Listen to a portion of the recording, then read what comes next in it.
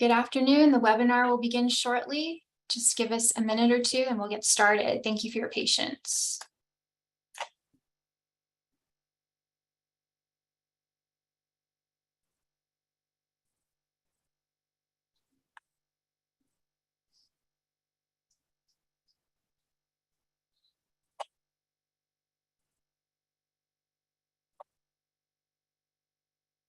Hello, everyone. Just give us a few minutes and we'll get started.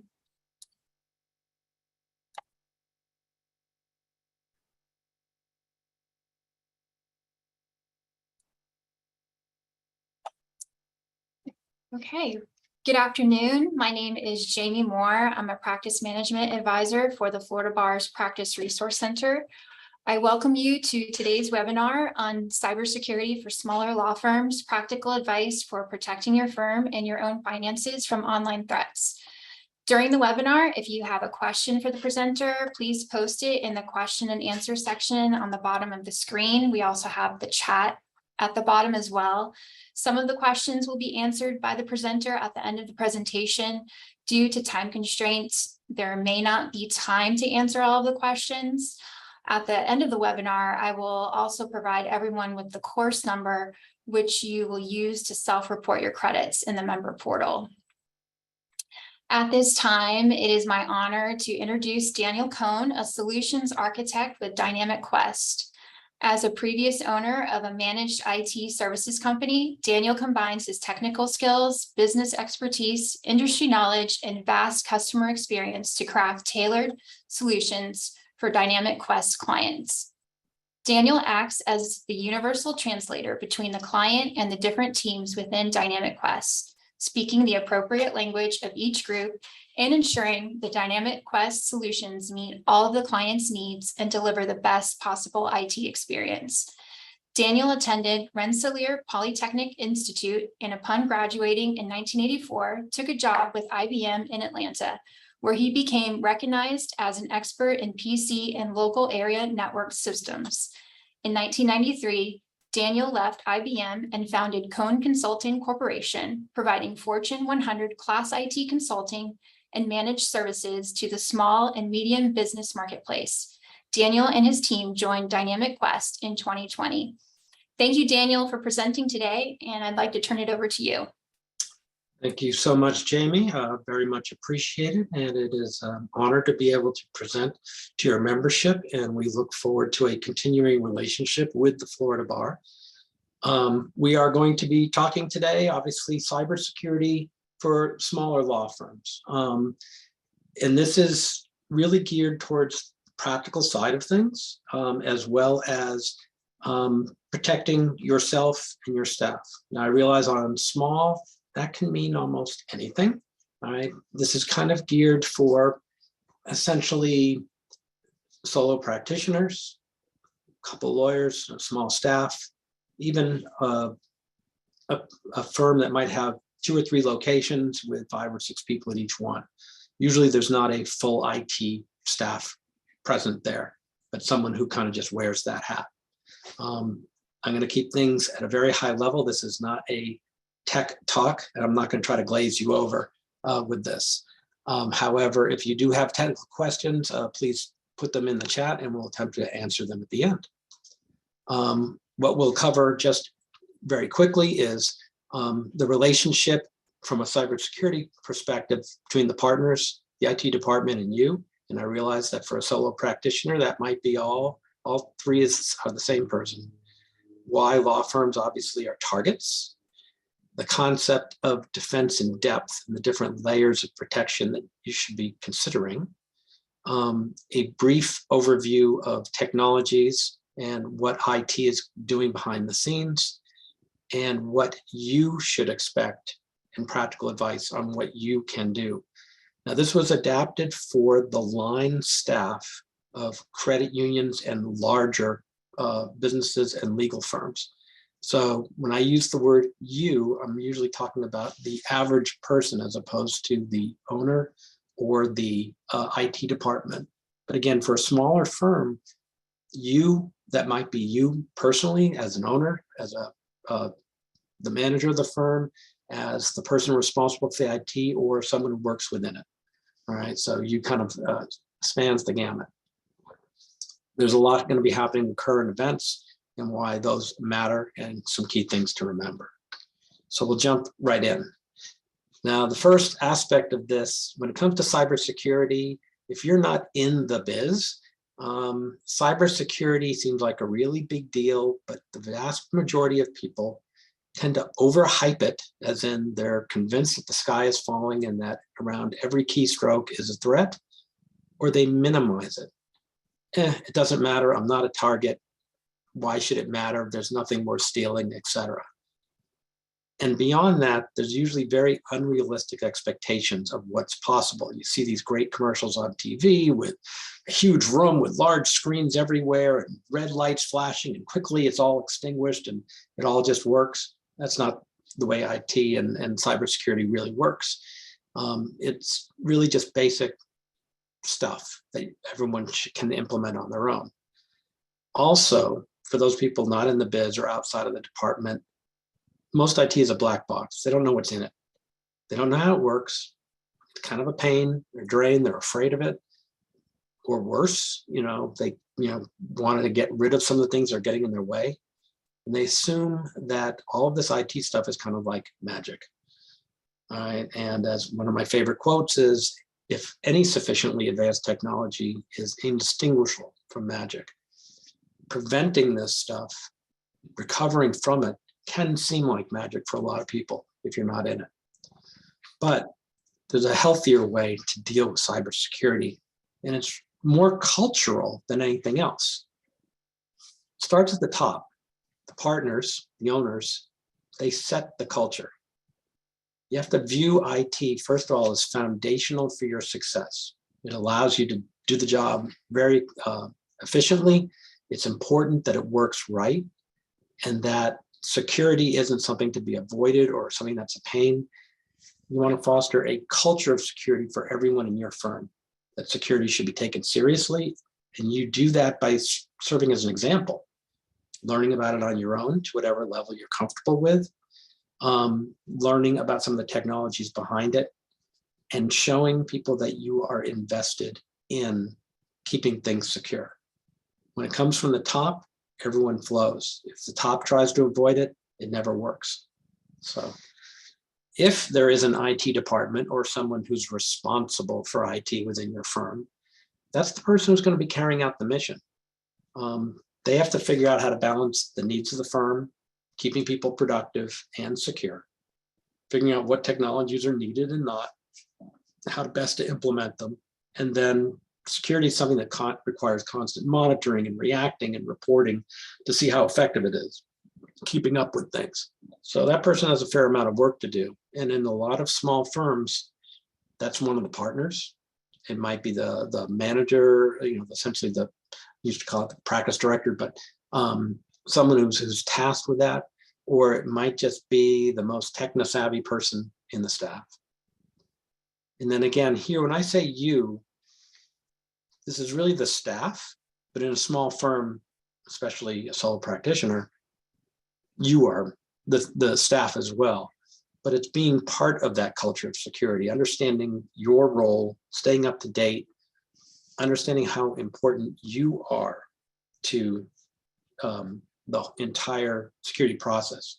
The people who are on the front lines that are constantly working with this stuff, even if they're not the partners, even if they're not the IT department, so to speak, they have as critical a role as everybody. So the stakeholders in this, obviously the partners and owners want to make sure that the business that they've built, the firm that they've built, their investments are secure, and that due diligence is being done, that there's awareness. So it's important for them because it's their business. Government and oversight, if there is any sort of reporting back, especially when you're dealing with stuff like e-filing and all the rest, you need to be able to prove that you're compliant, that you're secure. Even having something like cyber insurance policies usually require audits, testing, things of this nature. And there can be penalties for failure to do this stuff. If you're doing, especially on the medical side, HIPAA, right, all of that, there could be substantial penalties. If there's a management structure within your firm, they obviously are tasked with the protection of the assets and the reputation, but it's also allowing the firm to have that competitive edge. The better your IT systems, the more secure they are. That is something that can be used as a marketing edge, saying, hey, you can trust us because we take this stuff seriously. Obviously, the staff are very invested in this. They need to be able to do their job, secure, reliable, make sure everything's available. They don't want something that's going to get in the way, and they need technology to increase the productivity of what they do. So they're invested in this. And of course, your clients will be. They expect any information that's shared to be secure, and they will take their business elsewhere if they feel that it's not up to snuff, that it won't be protected. So why law firms are targets? This one's fairly obvious, but at the same point, and it needs to kind of be spelled out. Often there are large sums of money involved, whether it's a title firm, whether it's closing attorneys, whether it's medical malpractice, state, there can be large sums of money that are moving around, and often the lawyers are the ones who are initiating that. So there are large electronic transfers, which make very prime targets, and people are going to go where the money is. Also, they tend to have a client base that might be very lucrative targets. So even if they can't get to the money, even if they can't break through to electronic transfers and like, knowing who your clients are makes the clients vulnerable, and that may be a reason for you to be attacked. Smaller firms especially are prime targets. Often they don't have either the technical awareness or the technology in place, the monitoring, the protection needed. And often they can't necessarily afford it, or they choose not to. Run into a lot of situations where it's like, yeah, I hear what you're saying, but I don't need it. Okay, we warn you. Those are the people that oftentimes get hacked because they just felt like, it's not necessary to spend it. So it's very important on the smaller side to take this stuff as seriously as a bank, the government, larger firms, whatever. So starting from a philosophical standpoint, you want to look at defense in depth. It's going to cover not just the technology, but the physicality of your firm, managerial policies that are in place, obviously the technology, and then the human element, and it's all related.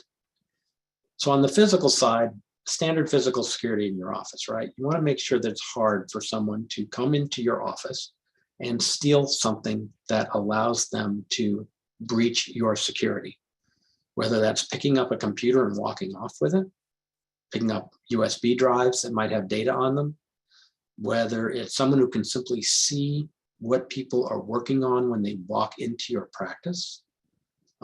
These are all things that have to be considered. So obviously don't leave iPhones and tablets and laptops unattended in open areas that someone can walk off with.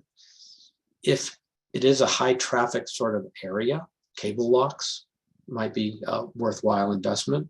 Depends on, whether you have locked doors or badge access or anything like that to your suite, to your building, whatever.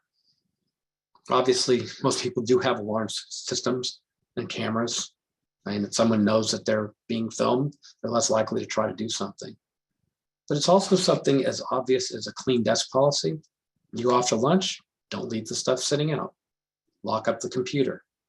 Don't have passwords all sitting on a Post-it note. And lots of people who they pull out the keyboard drawer and they lift up the keyboard, and underneath there are all their passwords. Well, someone else can do that too. So it's physical things like that still have to be considered for cybersecurity. You don't want to make it easy for someone to do that. There's also restricting access to your devices. We are often outside of our offices, especially after the pandemic here. So making sure that laptops are safe at home from vendors who might be in your home, at a coffee shop, at a client, whatever. And don't forget to protect USB ports. Those can be turned off so that someone can't just plug something in and make something happen while you're not looking. If you have network ports in a waiting area, those should be restricted so people can't just plug into your network, this sort of thing. And it can be something as simple as screen locking, privacy filters, stuff of that nature. Can someone see what is on a screen when they first come in and say, I'm here to see so-and-so? If they can read what's on there, automatically you have some issues that someone could use to then do a breach.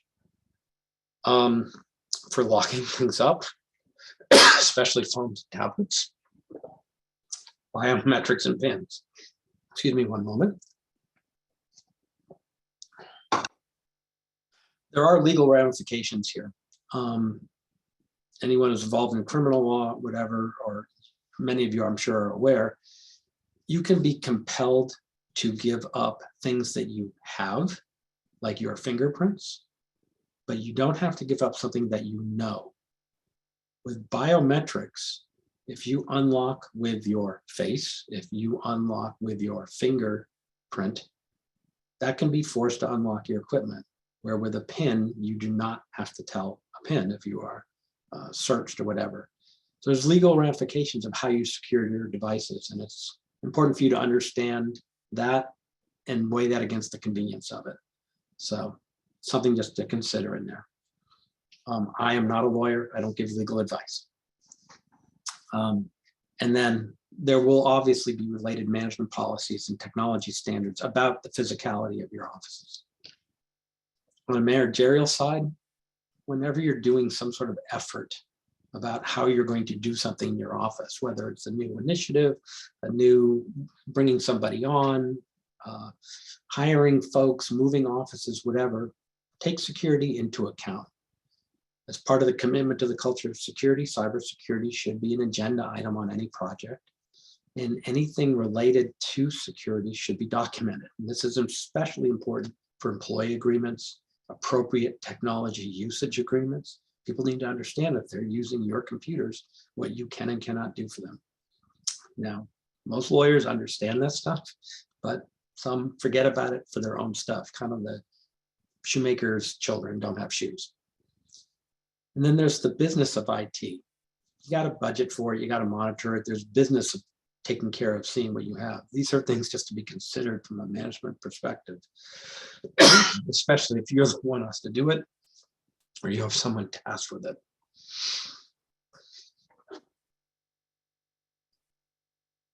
And then it's very important to have a cybersecurity incident response plan. It's something to think about. That is a management policy. It's not technology. If something happens, what do you do? There are often laws in place that require disclosure of a breach of personal information or financial information.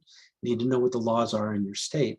If you are breached, how long you have to report it, what you have to do, etc. So, and then you need to know, oh my God, somebody stole my data. What am I going to do? As opposed to panic, right? So make sure you have that. Again, it's a managerial consideration, but it's still part of cybersecurity. On the technology side, you need to know what to protect. There are very different cybersecurity technologies, and finding the right one and finding the people with the right expertise, and then deploying it, managing it, monitoring it, testing, having that plan, having a disaster recovery plan. We're going to go into this part a little bit more depth. But this is what most people think about when they're thinking about cybersecurity, is the technology side. It's just one aspect. And then there's the human element. Your people are the key to your law firm cyber success, all right? A lot of people put it in a very negative light. They say that the people are the weak link in the chain. I don't like that. I like a positive way. If you foster a culture of security, your people, and you give them tools and training, and you make security easy, and you make reporting about security easy, that gives your people a sense of ownership. They're your frontline defense. They will keep you safe because they're part of it. And you can always incentivize security. For people who do it right, let them be rewarded for being secure. We talk about that a little bit later on. So here's a quick overview of technologies that you need to be worried about. And we're going to go through these real quickly. Vendor cloud systems and hosted virtual servers and on-premise and backup systems and domain, a ton of stuff here. You don't have to take notes. I just want to show you that there's a lot of stuff to think about. And here's a whole bunch of technologies that you have to worry about: antivirus, anti-malware, and dark web monitoring, and security information event management, SIM, and security operations, SOC, tons of stuff you have to worry about. And I go through this quickly because all I want you to understand is a takeaway. There are a lot of things that you need to look at for systems and things to protect, and they go way beyond anything you might be thinking of. If you're using hosted systems, all backup systems, they all need to be protected, and any of them can be a conduit. So my point in going through that quick was not to give a short shrift, just there's a lot to think about. The takeaway for you is that there are a lot of technologies that will make you secure, and in a perfect world, you would have all of them, and you would protect everything. But in the reality, you just need a series of basics, and then you add more where you can. So this slide and the next slide, they're kind of important ones. The yellow highlighting simply means that a lot of people don't do it, where the other ones, they do. So for instance, anti-malware and firewall basics. What you're doing is you're protecting against and watching for bad things that are coming in. That's what they're designed to do. They stop viruses from attacking. They stop hackers getting into your network through the internet. That's what they're designed to do, and almost everyone has those. And again, if you don't have these basics, you want to work with your IT provider or do some research or talk to your best friend who knows IT, etc. Make sure you do have these in place. Anti-spam and multi-factor authentication. Email is the #1 conduit for cyber incidents, for cyber attacks. Anti-spam gets rid of a lot of the clutter, but it also gets rid of a lot of the people coming in with bad stuff. And then MFA stands for multi-factor authentication. It's not only something that you know, but it's something that you have.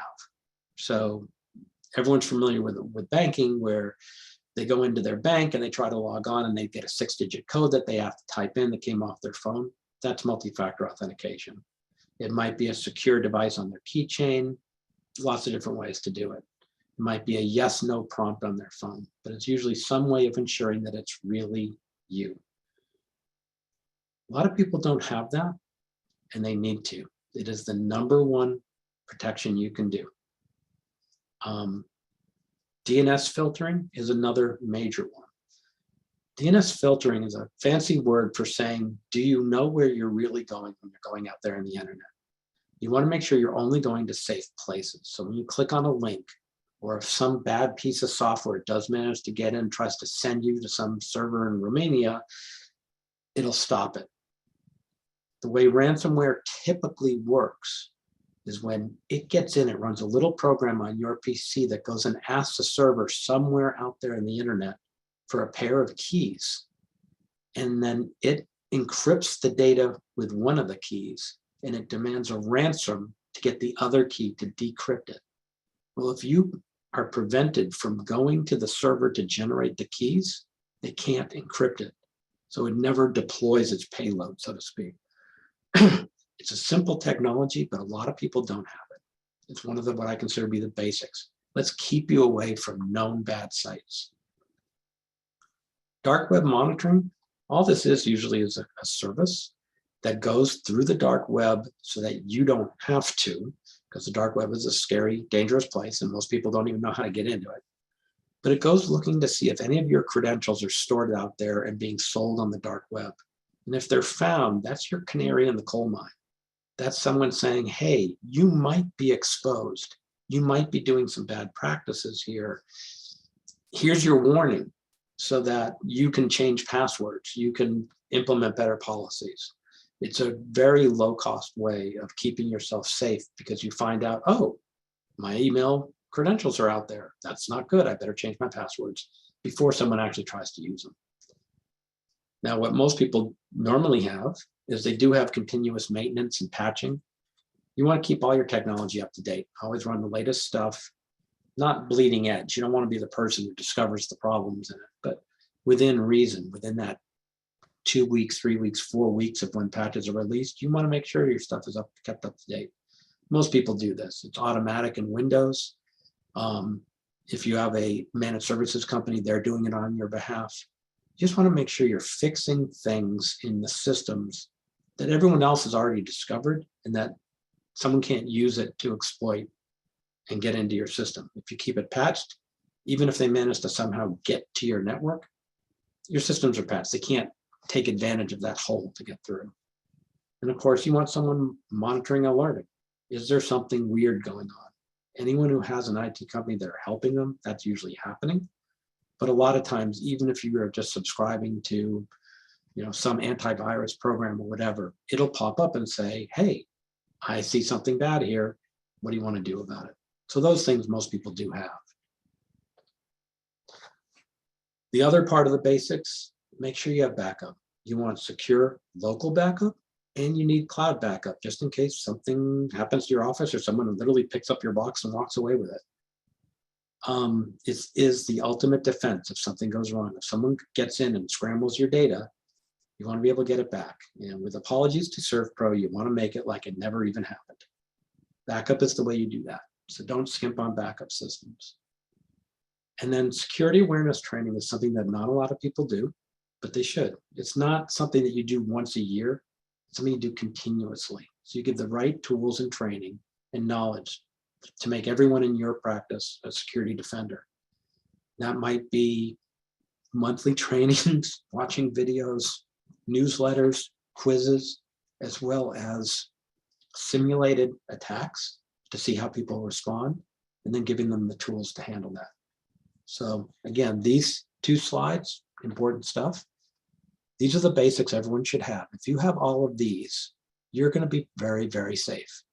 And then you don't have to worry about all the stuff that was in here. Still need to think about it. You can add it if you got the money, if you got the knowledge, etc. But make sure you have the basics. So what do you need to look out for? What are you going to see? That's what a lot of this presentation is now going to cover, and it's going to give you some practical advice about what you're going to see. Everyone thinks about their PC, but any smart device, email systems, websites, web apps, cell phones, telephones, people, they're all threats. So don't just think it's coming from the PC, the screen, the keyboard, and the mouse. It's coming from a lot of different sides. And it's not just in your office. We're on 24/7 and we have all sorts of devices. When we're working from home, when we're on the road, if we're catching up while we're waiting in line, if we're at the gym, these are all places that we can be hacked. You get the idea. You are a target no matter where you go, because most of us are bringing smart devices with us wherever we go. Got to watch out for this stuff. So let's look at each one of these quickly. PCs, laptops, tablets, whether you're running Windows, Apple, Android, iOS, doesn't matter. Smartphones, obviously you have your iPhones, you have your Androids, you have your Google Pixels, etc. But people are also wearing Apple Watches. They're wearing Fits. There's all sorts of stuff that give smart capabilities. People have gaming systems. These are just really specialized computers. They have streaming TVs, smart TVs that are connected to the internet. Their washing machines are connected to the internet. Their refrigerators are connected. All these things, smart devices. You have lots of wireless gadgets around your home. They can all be conduits. Scary to think about, but it's there. There was a story several years back where those wonderful digital frames that you give to grandma or whatever that show, constantly flipping pictures of everyone, they had been hacked and they were listening to the conversation in the wireless in the house, looking for data. So it's really important to know what you have and try to separate it out. And there's ways to do that even in your house. And of course, watch out for USB sticks. They look innocuous. You plug them into your computer, you never know what's going to happen. Most people are prepared, so to speak, to look at what I call the usual suspects. They know that email and websites and social media are kind of dangerous places. They've heard enough. But the danger is that we're really familiar with these. We use them all the time. And it used to say familiarity breeds contempt, right? In this case, familiarity breeds complacency. You work with these things day in and out, so you get this rote memory. And so you just click on things automatically without thinking. And that's what the cyber criminals are hoping for. And these systems are designed to do that. That's how they work. And you get links and attachments and downloads and all these sorts of things. That's how you work with them. So you have to take extra vigilance with there. You got to not be complacent. You got to take some time. So some practical advice, first of all, don't use your firm's email as your personal email. Keep those separate. If you can, don't use unmanaged personal devices to do business. I realize people work from home. A lot of things are based in the web. You have to take this and the third point with a grain of salt. But it's better if you don't go to Facebook while you're at work, where you might click on a link that you shouldn't. And it's certainly better if you are not using your kid's laptop while you're at the beach to conduct some wire transfers. It's just not smart. Keep them separate. Separately, take time out. Stop, breathe, think. What I like to say a lot is fear equals fake. If you receive something and you feel uncomfortable about it, it makes you feel squeamish, stop. And if it has a link, stop and think. Now, this stuff sounds trite. Fear equals fake. If it has a link, stop and think. I have a 90-year-old mother. I have an 82-year-old mother-in-law. They constantly call me with questions saying, is this real? Is this real? Because I've taught them fear equals fake. They get worried about something, but instead of acting on it, they stop and they ask me. When you're in IT world, you become unofficial technical support for your family for the rest of your life. It's just the way it is. But it's an important thing. I've taught them using trite stuff like this to stop. And that's important as part of your culture of security. Just get people to stop.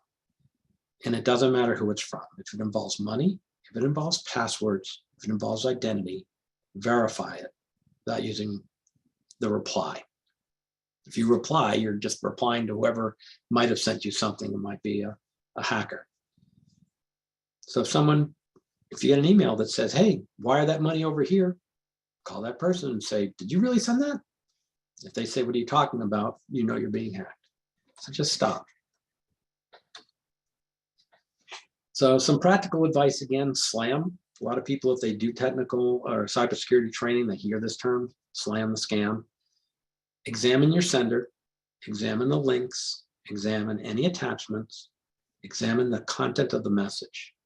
You can hover over the sender and usually see who it's from. And if they say it's from Amazon, but when you hover over it, it's got a Gmail address, it's not Amazon. It's someone trying to fool you to think that they're Amazon. And this stuff is getting better and better. The content is getting better. It used to be that if it had bad grammar, you knew it was fake. But now these things look just like emails from the bank. They look just like emails from the IRS, which there aren't any, but that's another point. They can be extremely convincing. And with the amount of data that people can gather about you, they can be tailored. So hover over, see where it's going, make sure it's going someplace where you think it is. Now, it's not just email. Cell phones and telephones are other ways that they can get it. When you're attacked via email, they call it phishing. When you're attacked via a telephone call, they call it vishing, voice attack. And if you're attacked via a text, it's smishing. But they're all designed to get you to reveal information. And the danger here is that they're harder to spot because there's a lot of info about you, right? Someone can look at social media feeds. They can look at public records. They can examine trash, look at newspaper stories, look at caseloads, look at e-filings. They can learn a lot about who you are. So they can say, oh, If I'm attacking you, I may know what type of car you drive. I may have figured out where you take it in for service. And when they call, they sound like they're someone who you actually do business with. So because we're busy, we're less likely to stop and verify when someone calls us or someone texts us. I don't know if anyone's seen it. Sometimes you get a text from Verizon, whatever, saying, oh, thank you for paying your bill this month. Here's a free gift. Well, it's not really from Verizon, but how do you know? It's just a number. You did pay your Verizon bill. Oh, that's a nice thing. You click on the link. Oh, please verify that it's really you. You put in your credentials and it's stolen. But it was just a little text. There was no way to really check it, right? Well, if you stop, you think you can go online, you can Google, is Verizon sending gifts via text? No, they're not. So that's, watch for this stuff. So again, just like before, take a time out, stop, breathe, and think. If it makes you fearful, uncomfortable, it's fake. If it has a link, stop and think, and that includes on a text. And again, if it involves money, passwords, identity, verifying it either without using the reply button or by calling a known good number. Don't call the number they give you. Call the number that you know is good. Go to the bank's website, whatever, and call. And then ones that are out there all the time, the IRS, the sheriff, the police, and the Postal Service do not send emails and texts that are threatening you. But people get them. And because they think it's the IRS or the sheriff or the police, they react. It's fearful. Stop and think. They don't do it. Microsoft and your internet provider are not monitoring your PCs for threats and will not call you up to say, hey, you got a problem, we're going to help you fix it. They don't do that. Unless you have bought a support agreement and you know where it's coming from, not happening. Now your IT company might, but that you have trust there, you know what's going on. And then for the line staff, for people, it's unusual, let's just say, for partners to email you asking you to do an emergency wire transfer while they're on vacation. And they don't usually ask you to purchase and send gift cards on their behalf. But these are very common ones, and I've seen people fall for them over and over. Oh, they said they were going to come and arrest me. I needed to do something. No, that's not real. You just read it and it seemed real.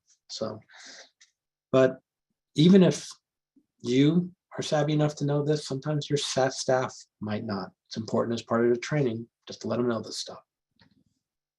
And then watch out for people. This one sounds obvious, but it's not necessarily. There are a lot of people, especially if there's a good enough incentive, someone can walk in pretending to be someone else and people believe it. We like to be helpful. We tend to trust and we don't want to get in trouble. So when someone comes in with flowers saying, oh, this is for Betty, who's going to be getting married soon, but no one's supposed to know. Can I just drop it off on their desk?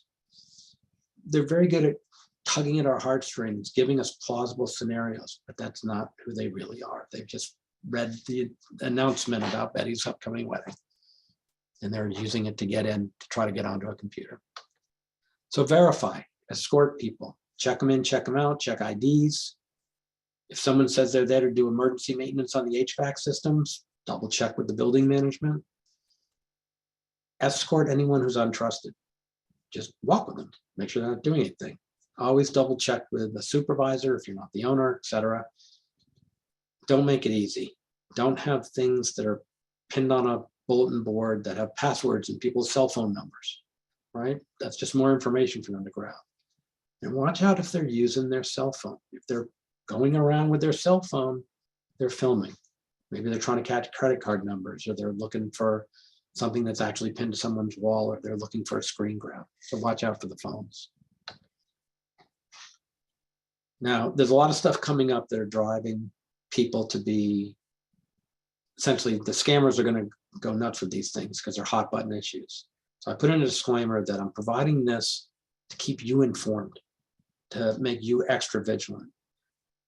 Anything I talk about, I have no judgment, and Dynamic Quest has no judgment or opinion on anything expressed about this.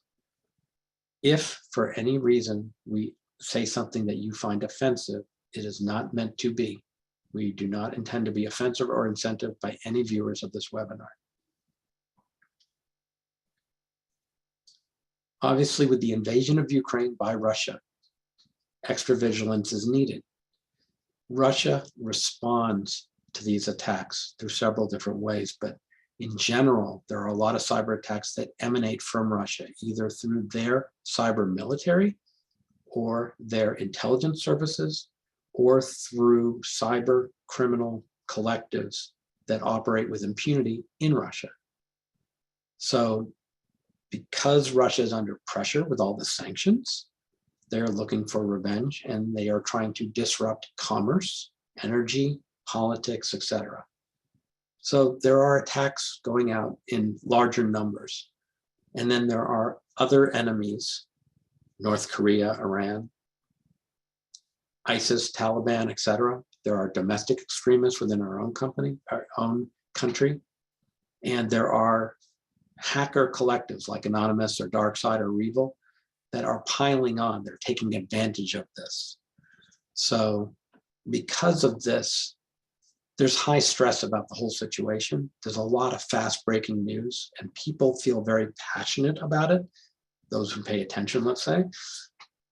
There's curiosity about what's going on, and there's lots of sources of information that we're being bombarded with all the time. And because of that, you're going to just see a lot of things come through on your computers, on your phones. So you're going to see breaking news on your phone, stories about it, stuff on social media. There will be legitimate ransomware attacks and other traditional email delivered or website delivered stuff.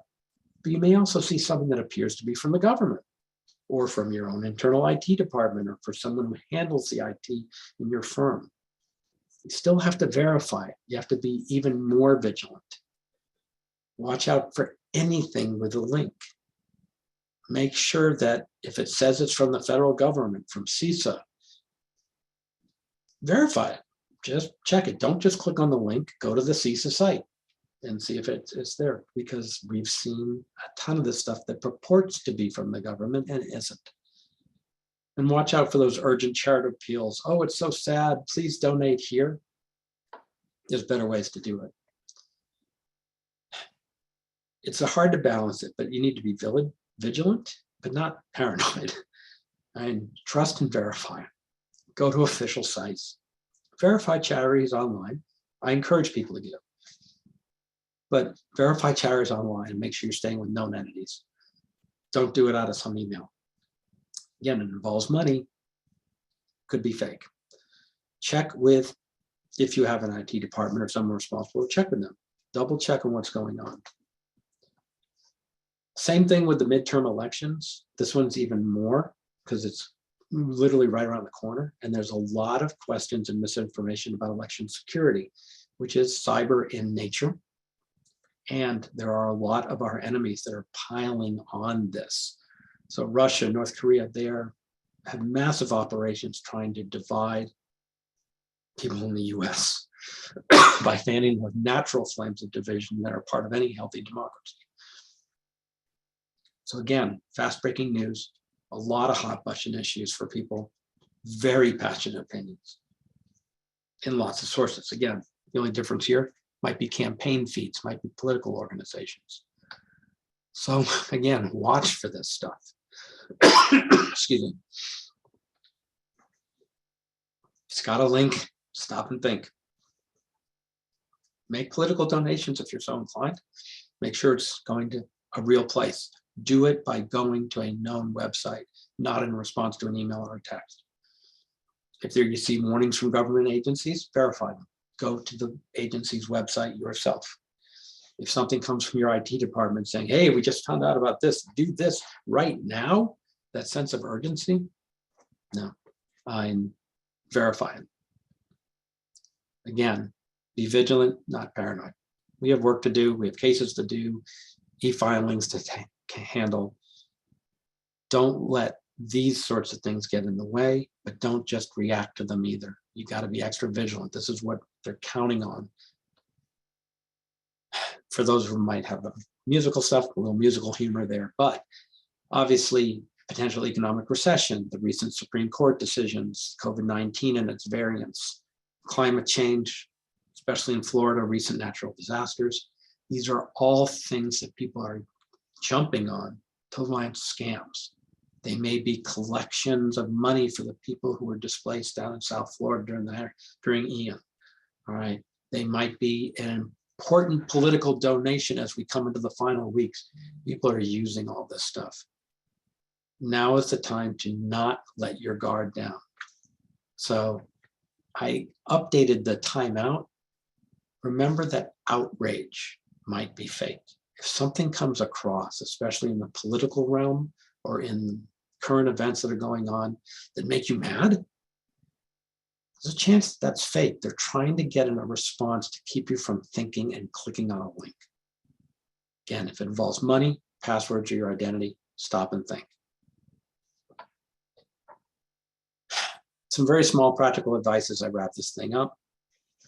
Don't reuse passwords or make minor changes in them, especially with the dark web monitoring piece. If your credentials can get out in the dark web and you just use variants of the same things, you can get hacked very, very quickly. This, in the last major, well, actually not the last one, but the one between Hillary Clinton and Donald Trump, the DNC, the Democratic National Committee folks that were hacked, their passwords got out there, all right? And they were simple, all right? Don't do that, mix them up. Password managers are great things. Make a password long, but easy to remember. Just use something like a song lyric. If it's got 18, 20, 25 characters, it's really hard for a criminal to break that, but it's easy for you to remember. And if you like James Taylor, use Sweet Baby James with a couple of fun substitutions in it, right? That's a lot of characters, right? But don't use like 8 characters and think it's enough. Long is better. It doesn't need to be complex, right? Unless the application you're using tells you that. Long is better. Don't write them down. Don't pin them to in your cubicle. Don't put them underneath your keyboard. Don't keep them in spreadsheets. Use password managers, they're great. Conduct security tests all the time. If you subscribe to security awareness training, which is one of the basics, they tend to run simulated phishing attacks, trying to get people to jump into, to click on links that they shouldn't. So create that expectation that stuff's coming in is fake. Keep your staff on their toes. Test for phishing and vishing and smishing and USB use and all those things. And then reward people when they pass. Don't just say, oh, you passed, nothing. Give out attaboys. Employee of the month, cyber employee of the month, whatever. If someone doesn't do the right thing, don't punish them, educate them. You don't want security to be a wedge issue in your culture. And then the people who do say, hey, is this real? Don't belittle them. Thank them for taking the time to double check. Make security a positive thing so that if it's not just you, if you have multiple people in your office, they should feel good about raising issues of security, because it's staying silent, being unsure, afraid. So I'll just click on it anyway because I don't want to make a fuss. That's where the breaches happen. Give your people the tools they need. Remember the basics. That's it. Questions and answers. We have about 12 minutes for this ends. Jamie, if you want to moderate that. Sure. So yes, we have 2 questions. Our first question is, do you advise third-party backup for Dropbox, like for business, and OneDrive SharePoint data? The answer to that is an unequivocal yes. If your data is stored in the cloud, you need to have a backup of it. A lot of people assume that cloud providers back up data. They don't. Microsoft 365 does something called a retention period. If something disappears within the default, which is 14 days, someone who knows the system can go get it back. You can't necessarily call Microsoft for support and say, can you get this back? That's not what they do. But if it goes beyond the 14 days, it's gone. If you delete somebody, their data is gone in 30 days, and not even Microsoft can get them back. Third-party cloud-to-cloud backup that goes outside of, let's say, Microsoft Azure, which is where Microsoft 365 is located, that is your backup in case something happens to Microsoft or Dropbox or G Suite, Google Workspace. Make sure that your cloud vendors either provide backup or get your own for it. Don't put your businesses, your law firm's success in the hands of the backup policies of your vendors. Make sure they got it. Okay, great. Another question here is, what's the rationale for local backup if you are using cloud backup? It just feels like overkill, possibly. What do you think about that? And there's a couple different ways to look at it. It depends on what the local backup is capable of doing. But the number one thing is if it's local, all right, and your data is local, if you're backing up a local server, and obviously if it's cloud data, it's going to be at the speed of the cloud no matter what. There's no reason to have a local backup of that. But if you have local servers and you're backing them up, there's nothing faster than your own network. So getting yourself back is much, much faster if the data is there as opposed to having been pulled down. Let's say you lose, call it a terabyte of information. It takes a long time to download a terabyte, even if you have a really fast link. And if you're in a hurry, that's a lot of time, all right? Where I can restore that much quicker if it's local. Also, if your backup allows you to spin up a virtual server, if let's say a server fails locally or gets hacked, and you need to go back to a version from 3 days ago, if your backup system allows you to spin it up virtually, you have a local appliance you can do that on. That handles it. Do you absolutely need it if you're doing it in the cloud? No, but you usually have a lot more functionality and a lot more speed if it's local. And personally, I like to keep things in 3 places: the production, a local backup, and a cloud backup. All right, I want to make sure that no matter what happens, I can get it back. Great. A few more questions. One of them is, what about, encrypting emails or password protecting files, protecting a Quicken file? How do you feel about that? It depends on how you're using it. Encryption is a subject that covers a lot of stuff, but we'll take a couple of very quick examples. When you use a secure service like Microsoft 365 or Dropbox, data tends to be encrypted in transit, and it's usually at the destination it's encrypted. If you're using something like Windows on your PC and you have enabled the professional features like BitLocker, it's encrypted on your disk. So it's actually encrypted everywhere anyway. However, you can make a copy of a USB stick and there's nothing that stops that from being intercepted. You can send it in an email. So you can use encrypted email systems to do that. Microsoft 365 at some of the higher subscription levels provide that. There are third-party services that do it. When you are exchanging sensitive information, you should always use an encrypted platform to do that. Again, Microsoft 365, the business version of Google G Suite, they all provide this. You have to turn it on. You have to have someone who knows what they're doing with it to get it. In terms of encrypting files, if you're going to be transporting between people, you can do that. There are often other ways to do it using encrypted file transfer systems. So do I think it's a good idea? Yes. Just you need to look at the situations, how often you have to do it, et cetera. And oftentimes the systems you use end to end are already encrypted. So you don't have to do separate encryption on top of it. So each situation is unique. Okay, great. So you just touched on Windows 365, and that was another question, was just asking if it is sufficient in itself, but you have to reach out to them. You say Windows 365, or do you mean Microsoft 365? I guess either one, just to... Okay.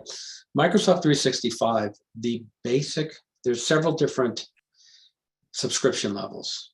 Office 365 Enterprise, the word Office in the title, doesn't have a lot of security features in it. Microsoft 365 Business Basic and Business Standard don't have many security features in it. They have some very small rudimentary ones that Microsoft implements across the board, but they don't have any of the advanced security. You have to go to Microsoft 365 Business Premium, or you have to do a series of add-ons with some additional features. If you're using the Microsoft 365 Enterprise subscriptions, they have this stuff built in. So I always recommend medical facilities, financial facilities, and legal facilities to go with the business premium products or the equivalent in G Suite to get that advanced security capabilities. And then a lot of them are turned on by default by Microsoft. And if you have an IT provider or if you have a knowledgeable IT staff, they can further customize them. But they're simply not there in the lower end stuff. On the Windows side, the business premium and the enterprise, the Microsoft 365 enterprise plans include the ability to protect the Windows environment as well. BitLocker to go, essentially a series of additional anti-malware technologies, etc. They come with a higher level of subscriptions and they're turned on automatically or can be enabled. Also, e-discovery within the Microsoft 365 world, which is not backup, it's not journaling, it's actually e-discovery, so things aren't truly deleted and that they can be verified later for the purposes of legal cases and the like. Those do not come with the lower end subscriptions. So I tend to recommend that people buy the higher one when they are in the legal, financial, and medical fields or defense industry. And everyone should have them, not everyone does. Great. Other questions? Yeah, I think we have time for one more question. This question is, what are your thoughts on security with Apple products? Okay. It's a broad question, but usually what's behind is people feel that Apple is inherently more secure than Windows by nature. That used to be a very true statement. It is not any longer. So much of what runs on Apple is still outside of Apple's control. Web apps, third-party apps, etc. They're just as able to be hacked. Excuse me. The Apple operating system itself can be hacked. And to be honest, Apple can sometimes be a little slower in fixing its security holes than other firms. That said, Apple represents a smaller target base, so there tend to be less attacks against it. It also tends to be a more tightly controlled ecosystem because it's owned entirely by Apple, which also makes it somewhat safer. What I tell people is, if Apple works, and usually it's unusual, but there's less legal Apple stuff, and there are less firms that take care of the legal industry for Apple, although they do exist out there. So most are Windows. If you feel comfortable using Apple, that's fine. Don't skimp on the security. Although, again, you don't hear about the incident as much, but inherently it's not more secure than Windows. That said, the availability of products to protect Apple is also scarcer. All right, most people are designing to where the market is, and the market is Windows, and so they concentrate their development there. So you also have less products, especially at a more advanced level. So, and now people are really trying to attack the phones, iPhone, iPad. So you need to consider those as part of this as well. It's not just the MacBook or the iMacs that you have to worry about. I think that was the last time we had, just in terms of the presentation. If you do need more information, if you would like to ask more questions, Jamie can forward me some. Happy to give some free advice. Can't do complete security analyses that way, but if there are general questions or you have any questions about cybersecurity that you want to funnel through the Florida Bar, send to legalfuel@floridabar.org. Great. Thank you, Daniel, so much for presenting. This was great information. And thank you all for attending today's webinar. The course number for the webinar is 6628. Again, the course number is 6628, and I've also put it in the chat. This has been approved by the Florida Bar Continuing Legal Education Department for 1 hour of General CLE credit, including 1 hour of Technology CLE credit. So as I mentioned earlier, you will self-report these credits in the member portal. And thank you all so much for attending, and thank you, Daniel, again. And I hope you all have a great afternoon. This concludes the webinar. Thank you, Jamie. Pleasure to be here. Thank you.